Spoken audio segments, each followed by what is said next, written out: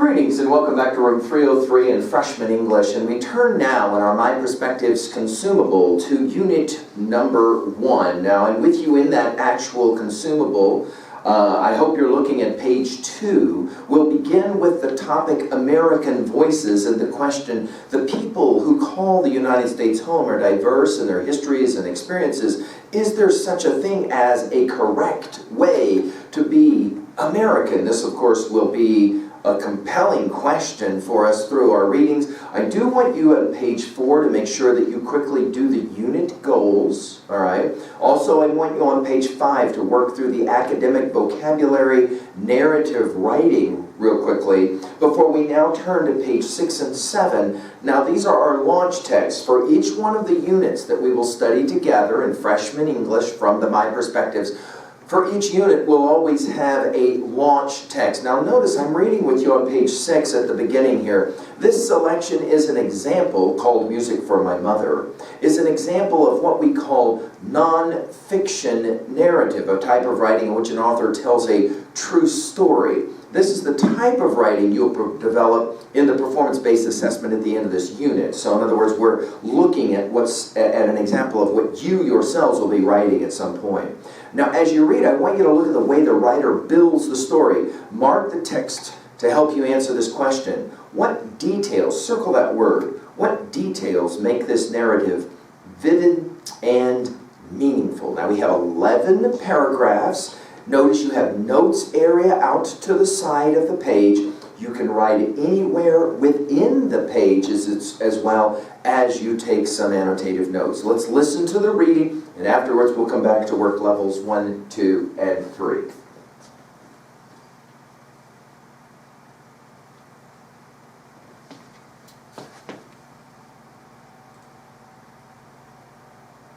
Music for my mother. After dinner, my older brother liked to play the guitar. He preferred the music he heard on the radio, but he played the traditional songs for Mama. She enjoyed things that reminded her of home. Her eyes hurt, and her fingers would get sore from long hours of work as a seamstress. I remember washing dishes while Pedrito sang, "And seeing myself so lonely and sad like a leaf in the wind, I want to cry from this feeling." He sang in Spanish, which is how the lyrics were written. That song is more than 100 years old now. Mama learned it when she was a girl. Papa tried to nudge Mama out of her nostalgia sometimes. He would answer her in English when she spoke to him in Spanish. His English was not very good at first, but he worked at it until it got better. Mama usually answered him in Spanish. They would go back and forth in either language, talking about work or homesickness or family. Pedrito or I would occasionally correct them or help them finish their sentences in English. Papa would thank us. Mama would just smile and shake her head. But she always repeated the words we had helped her with. In time, her English got better too, but she was far more at ease in her native tongue. I was 7 years old when we came to the United States. Pedrito was 11. Papa was a carpenter who also knew a little about plumbing and electricity. From an early age, my brother and I learned how to take care of ourselves in our new home.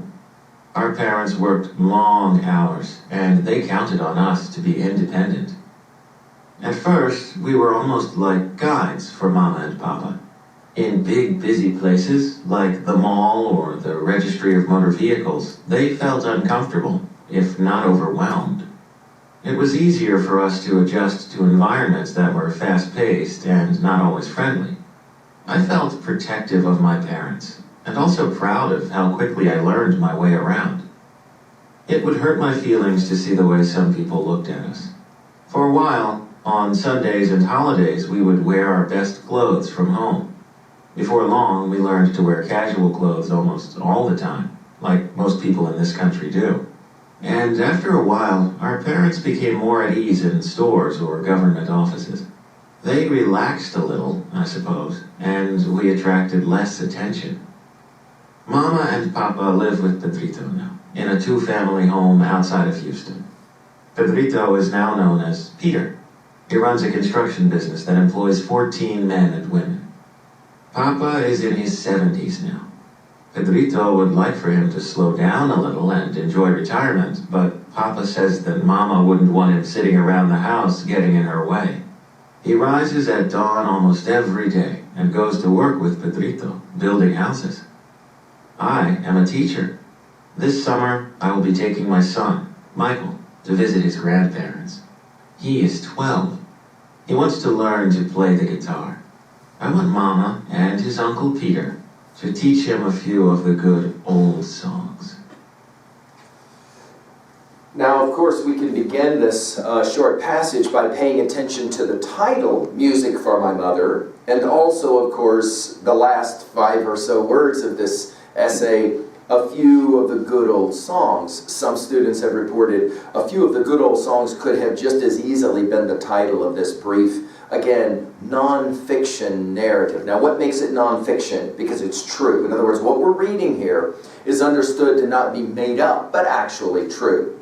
Now, what is it a narrative about? Well, it tells a story. Well, what kind of story? Well, it's an interesting story, isn't it? It's kind of a two-part story. First of all, we have the author who's telling us that now he's a teacher, and he's older, and he has a son even, and that son and he are going to visit the parents.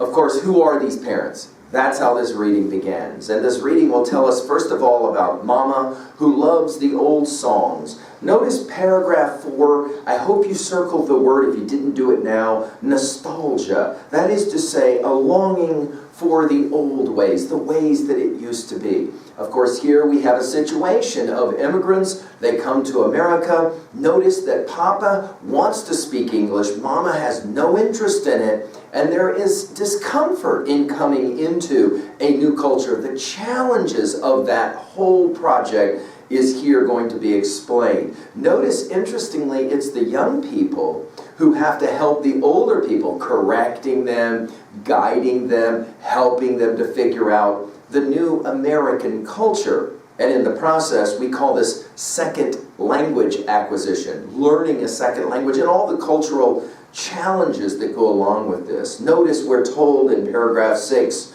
that parents have to work long hours and that the children become independent as they will try to figure out this new culture. Notice he tells us in paragraph 7 that at times they're very protective of the parents and at times very proud of how quickly they can learn the new culture. It's a fair question. Jot it down. It's a 3B question. Why is it so often the case that when children enter a new culture, it's much easier for them to pick up the new culture, including the language, than it is for the older parents? Why is that? Jot down a few ideas.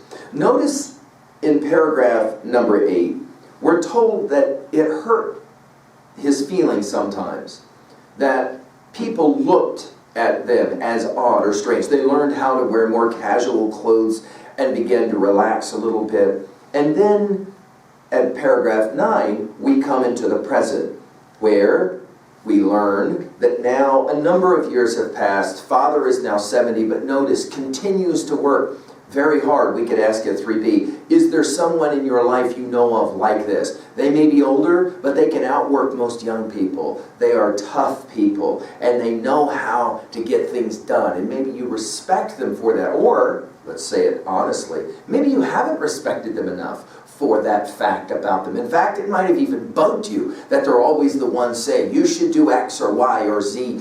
You should have more, focus. You should be a harder worker. And your intentions in the past have been to kind of, be frustrated by that. And now you maybe read a passage like this and you go, wow, I guess I haven't thought about that. Finally, of course, we come back where we began. It's a brilliant little passage, isn't it?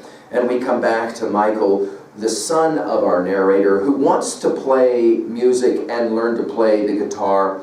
And he's hoping that Uncle Peter will be able, along with Mama, to teach him a few of the good old songs. We'll be asking you to summarize on page 8 this brief reading. And then on page 9, we really want you to spend some time with this prompt. How is an American identity created? That's a fascinating question, and we'll be paying a lot of attention to this in the readings to follow. Welcome to Unit 1. Let's go to work. Thank you.